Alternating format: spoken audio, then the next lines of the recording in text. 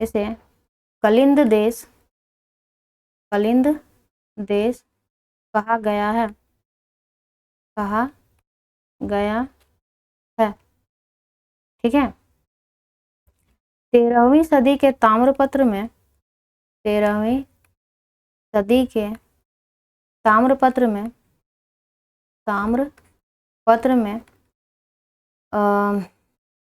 इसका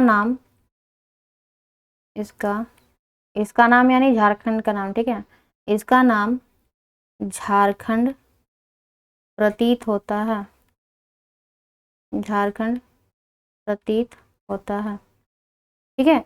ये जो 13वीं सदी का जो ताम्रपत्र था, इसमें झारखंड का नाम झारखंड मिला है। ठीक है। तो ये जो है प्रथम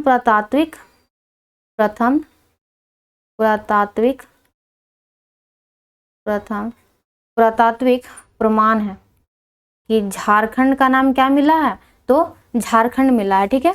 चलिए अब आगे देखते हैं कि झारखंड का नाम झारखंड मिला। अब यहाँ पे मैंने आपको क्या बताया, मध्यकाल से पूर्व के संस्कृत साहित्य में, लेकिन अब हम कहाँ आ रहे हैं, तो मध्यकाल के ही पास आ रहे हैं। ठीक है। तो पहला नंबर जो है मध्यकाल के समय वो है तारिक ए फिरोज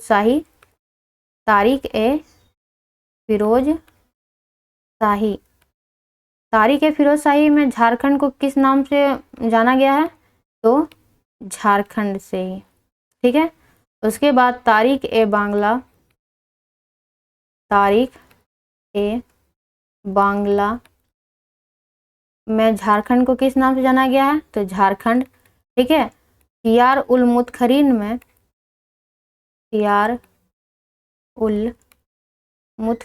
में झारखंड को किस नाम से जाना गया है, तो झारखंड। यहाँ भी लिख ही देते हैं, नहीं तो कोई स्टूडेंट होता है ना जिसको समझ में नहीं आएगा। चलिए आगे है मलिक मोहम्मद जायसी के द्वारा, मलिक मोहम्मद जायसी के द्वारा झारखंड को किस नाम से जाना गया, तो झारखंड के ही नाम से। ठीक है। और यहाँ पे एक आ ही जाएगा। उसके बाद है अकबरनामा में झारखंड को, अकबरनामा में झारखंड को किस नाम से जाना गया, तो झारखंड के नाम से। ठीक है। अकबरनामा तो हो गया, अब बच गया हमारा क्या, आईने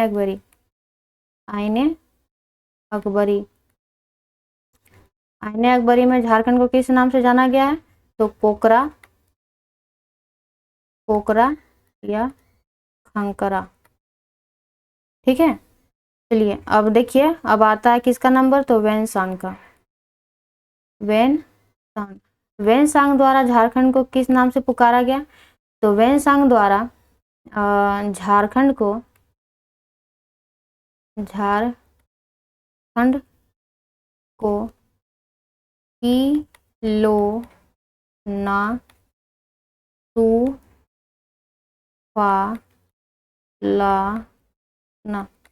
किलोना सुफलाना, ठीक है, या तो फिर कर्ण सुवर्ण।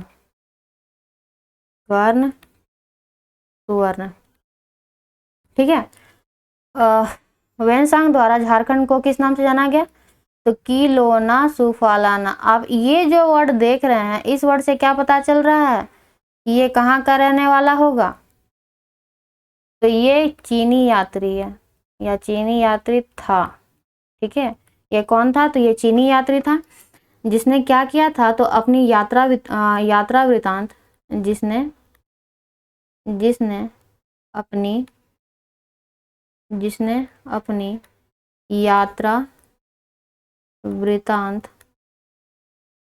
यात्रा वृतांत में छोटा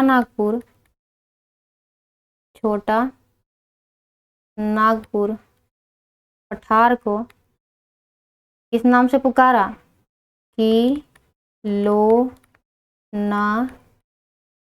सुफलाना।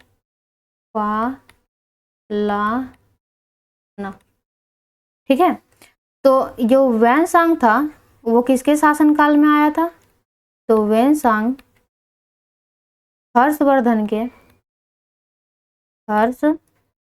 वर्धन के हर्षवर्धन के शासनकाल में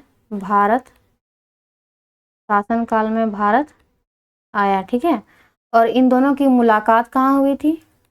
इन दोनों की मुलाकात इन दोनों की मुलाकात काजांगल क्षेत्र का जांगल। अब ये बहुत से लोग होंगे जिन्हें नहीं समझ में आएगा काजांगल क्या है, तो वो राजमहल एरिया है, इसे मिटा देते हैं। मिट जाओ यार जल्दी। मुलाकात काजांगल यानी कि राजमहल क्षेत्र में हुई। राजमहल क्षेत्र में हुई। ठीक है, चलिए आगे देखते हैं कि मुगल काल में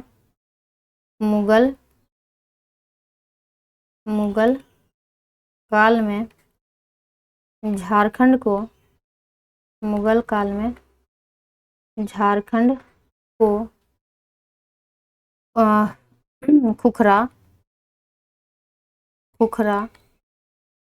खुखरा या कोकरा के नाम से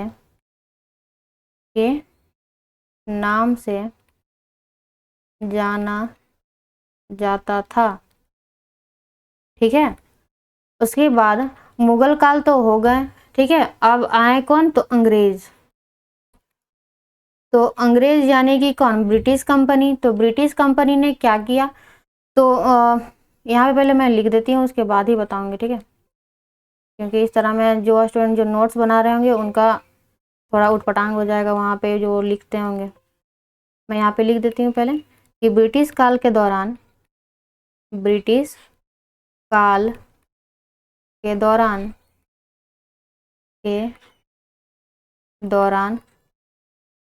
इसे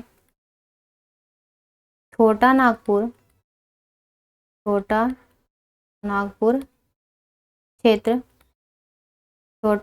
क्षेत्र कहा गया और 1833 से 1834 में अंग्रेजों ने इसे एक प्रशासनिक इकाई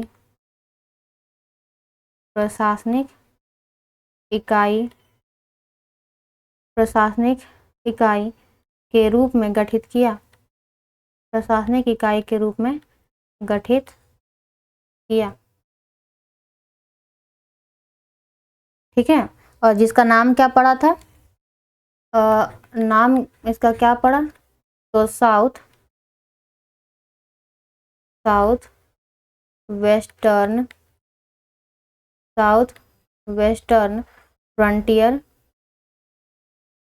फ्रंटियर एजेंसी। ठीक है, इसको हम हिंदी में क्या कह सकते हैं? तो दक्षिणी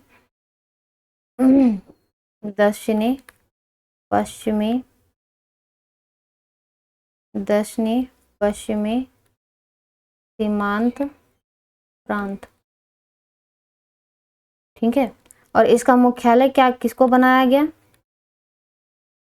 मुख्यालय किसे बनाया गया?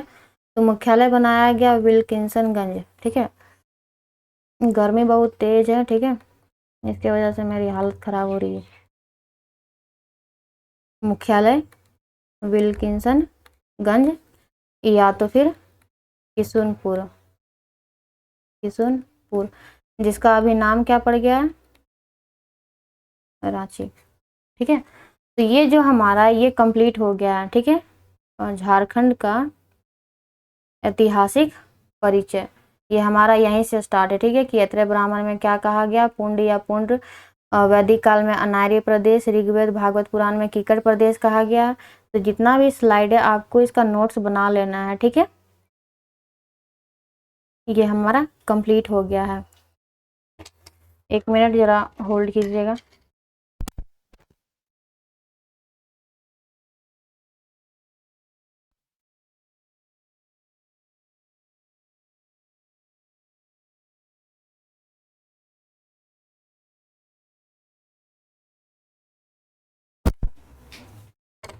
चलिए हम आगे देख लेते हैं। ठीक है, इसमें क्या है ना कि मुझे थोड़ा सा एक पूछना था, 11-12 बजे से हमारा एक वीडियो जो आने वाला है। ठीक है, तो अगर ये ज़्यादा लॉन्ग जाएगा तो फिर प्रॉब्लम हो जाएगा। चलिए आगे देख ही लेते हैं, थोड़ा ज़्यादा और है नहीं। चलिए जैसे कि मैंने आपको बताया कि प्राचीन काल हम पढ़ेंगे, लेकिन उससे पहले हम क्या करेंगे कि प्रागैतिहासिक काल में हम झारखंड को देखेंगे। तो वो टाइम पीरियड कब का है, तो जिसमें कोई लिखित साक्ष्य नहीं मिला है। ठीक है, तो चलिए हम इसको हेडिंग बना के देख लेते हैं कि प्रागैतिहासिक काल में, प्रागैतिहासिक काल में काल में झारखंड को, या प्रागैतिहासिक काल में झारखंड। ठीक है, तो देखिए ये जो प्रागैतिहासिक काल है वो ऐसा काल है जिसमें कोई भी लिखित साक्ष्य, जिसका कोई भी लिखित साक्ष्य क्या होता है तो हमें प्राप्त नहीं होता है। ठीक है, और किसी के बारे में भी जानकारी के लिए हमें किसके ऊपर डिपेंड रहना पड़ता है, तो पुरातात्विक अवशेषों पर। इसमें हमें क्या रहना पड़ता है, निर्भर रहता है। लेकिन किसके काल के लिए, तो वो प्रागैतिहासिक काल के लिए। ठीक है, बाकी और जो है उसके लिए तो मिलता ही है, जैसे आपने सुना होगा कि कुछ शिलालेख मिल गए हैं। ठीक है, तो वो सब लिखित साक्ष्य है। ठीक है, चलिए आगे देखते हैं। तो प्राग ऐतिहासिक काल को हम लोग क्या करेंगे, तो पहले 3 पार्ट में हम बांट लेते हैं इसे।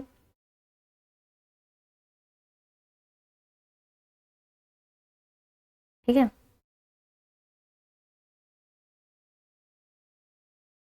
तो पहला क्या है, पूरा पाषाण काल। पूरा पाषाण काल जिसको हम लोग क्या कहते हैं, तो palaeolithic age. Palaeolithic palaeolithic age. ठीक है, उसके बाद मध्य पाषाण काल।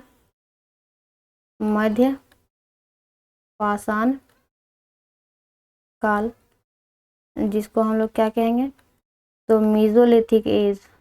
Mesolithic as.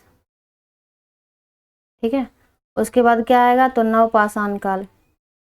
नव पाषाण काल इसको हम लोग क्या कहेंगे, तो नियोलिथिक एज। ठीक है, पूरा पाषाण काल के समय मानव क्या करते थे, तो वो थे आखेटक। आखेटक का मतलब होता है शिकारी। आखेटक व खाद्य संग्राहक, यानी कि वो शिकार करते थे और अपने खाने की चीज़ों को क्या करते थे, तो जमा करके रखते थे। खाद्य संग्राहक। ठीक है, मध्य पाषाण काल में क्या हुआ, तो वो आखेटक यानी कि शिकारी तो थे ही, लेकिन साथ साथ में क्या करते थे, तो पशुपालन भी करते थे। तो क्या हो गए, वे पशुपालक हो गए। 3rd नंबर पे क्या है, नवपाषाण काल। तो इसमें मानव क्या करते थे, ये खाद्य उत्पादक बन गए। खाद्य उत्पादक यानी कि हो सकता है वो कृषि करते होंगे। तो खाद्य उत्पादक का मतलब क्या, उत्पादन कर रहे हैं, तो कैसे कर रहे हैं, आखिर कृषि के दौरान ही ना। ठीक है, देखिए अब नवपाषाण काल में हम क्या क्या पढ़ेंगे। नवपाषाण काल, तो इसमें हम क्या क्या पढ़ेंगे, तो इसमें भी आपका 3 पीरियड आता है। क्या क्या आएगा, तो पहला आएगा कौन सा, तो ताम्र पाषाण काल। ताम्र पाषाण काल, तो ताम्र पाषाण का मतलब आप समझ सकते होंगे कि ताम्र का मतलब क्या, तांबा, और पाषाण का मतलब क्या, तो पत्थर। यानी कि वहां पे जो औजार यूज हो रहे थे वो तांबे और पत्थरों को मिला के बनाए जाते थे। ठीक है, इसको हम लोग क्या कहते हैं, तो इसे हम लोग कहते हैं chalcolithic age. Chalcolithic age. Chalcolithic age. ठीक है, उसके बाद हमारा क्या आया, तो उसके बाद आया हमारा कांस्य युग। कांस्य युग जिसे हम लोग क्या कहते हैं, ब्रोंज कहते हैं। ठीक है, या कांसा कहते हैं। ठीक है, नॉर्मल लैंग्वेज में कांसा ही कहा जाता है। उसके बाद अगला आएगा हमारा लोह युग। लोह का मतलब वही लोहा। ठीक है, तो चलिए हम देखते हैं पहले ताम्र पाषाण काल। ताम्र पाषाण काल, ठीक है। तो ताम्र पाषाण काल यह वह युग था, यह वह युग था जिसमें जिसमें औजारों का निर्माण, जिसमें औजारों का निर्माण, औजारों का निर्माण तांबा तथा पत्थरों को मिलाकर मिलाकर किया जाता था, मिलाकर किया जाता था, ठीक है। एक इसमें नोट बना के लिख लीजिए कि झारखंड में झारखंड में ताम्रपाषाण ताम्रपाषाणकालीन ताम्रपाषाणकालीन संस्कृति का केंद्र बिंदु, संस्कृति का केंद्र बिंदु, केंद्र बिंदु कहाँ था? तो सिंहभूम में था। ताम्रपाषाणकालीन संस्कृति का केंद्र बिंदु सिंहभूम था, ठीक है। और इससे रिलेटेड कौन कौन सी जनजातियां हैं? तो झारखंड की कई जनजातियां जैसे असुर हो गए, बिरजिया हो गए और बिरहोर जो हो गए, ठीक है। वो लोग क्या करते थे? तो तांबे से औजार बनाया करते थे। झारखंड की कई जनजातियां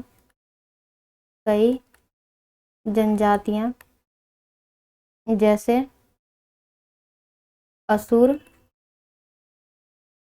असुर बिरजिया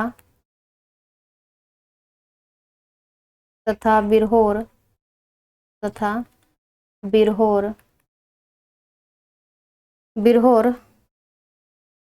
तांबे को गलाने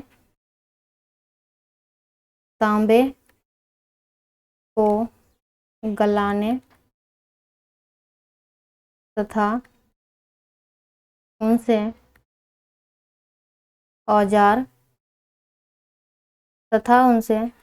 औजार बनाने की कला से परिचित थे,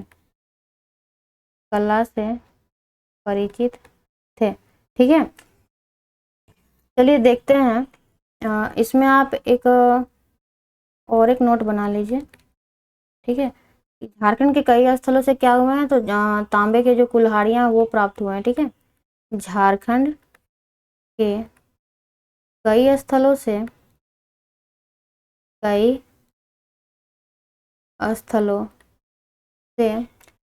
तांबे की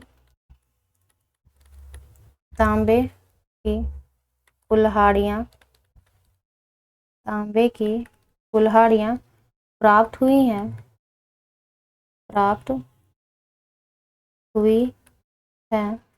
और हजारीबाग का जो एक बहरगंडा वाला इलाका है, हजारीबाग के बहरगंडा से 49 तांबे की खान के अवशेष प्राप्त हुए हैं,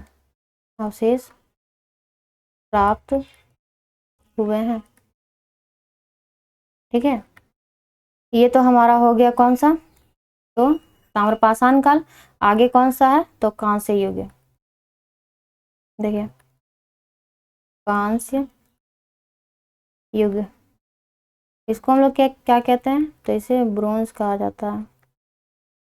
क्या कहते हैं हम लोग इसे? ब्रोंज, ठीक है। तो इसका जो निर्माण है झारखंड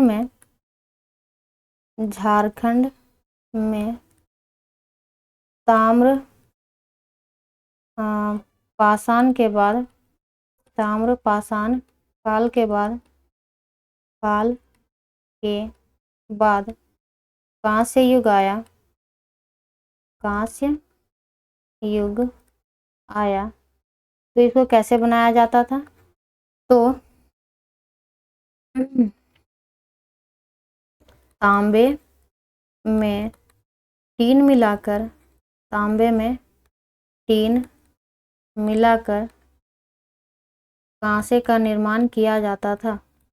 कांसे का निर्माण किया जाता था, किया जाता था। तांबे में क्या मिलाया जाता था? तो टीन मिलाया जाता था। और किसका निर्माण किया जाता था? तो कांसे का। ठीक है, इसके लिए मुझे नेक्स्ट स्लाइड चाहिए और बताने के लिए। देखिए, छोटा नागपुर क्षेत्र में, छोटा नागपुर क्षेत्र में असुर तथा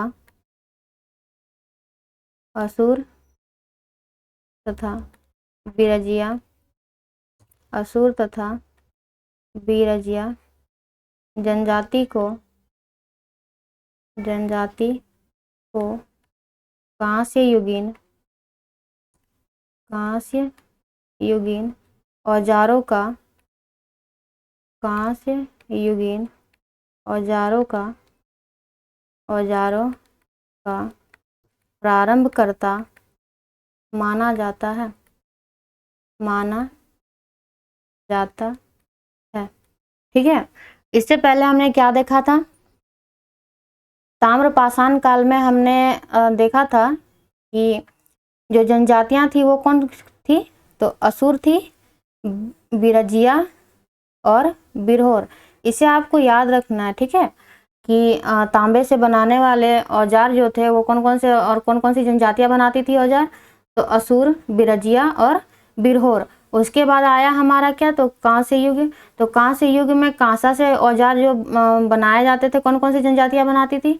तो असुर और बिरजिया ही। केवल इसमें हटा कौन है? तो बिरहोर ही हटा है। ठीक है, तो ज़्यादा इसमें आपको याद करने में कन्फ्यूजन नहीं होगा।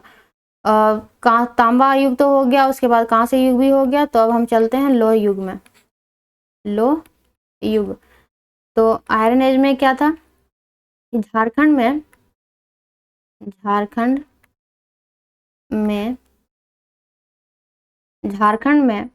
कांस्य युग के बाद, कांस्य युग के बाद लोह युग आया। इस युग में इस युग में लोहे से बने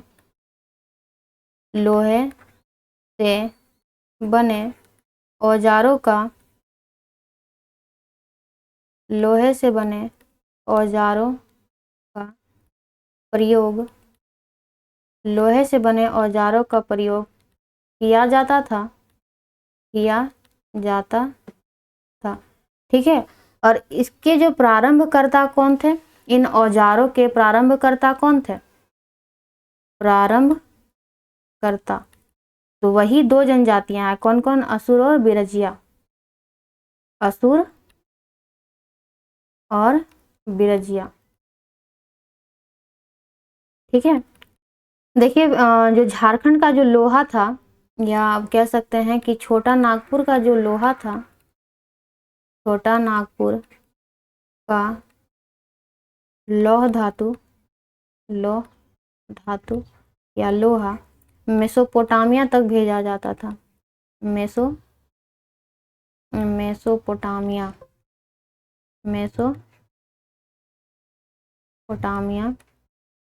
तक भेजा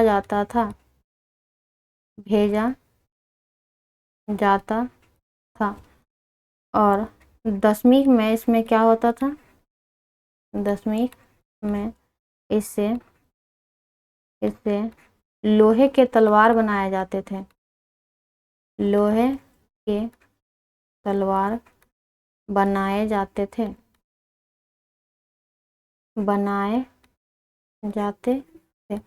मतलब सोचिए कि छोटा नागपुर का जो लौह धातु जो था, यानी कि जो लोहा था वो इतना अच्छा था कि मेसोपोटामिया जो अभी का क्षेत्र है, ईरान या इराक वाला होगा, ठीक है, तो शायद इराक वाला ही है, मेसोपोटामिया तक भेजा जाता था। और दशमिक में से क्या बनाए जाते थे, तो लोहे के तलवार बनाए जाते थे।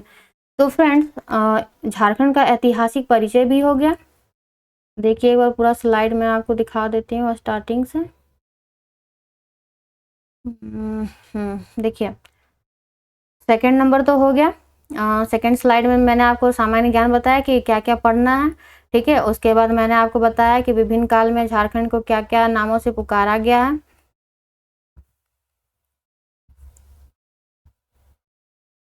ठीक है। देखिए ये लास्ट हमारा यहाँ तक था, ये लास्ट हमारा झारखंड की जो सामान्य,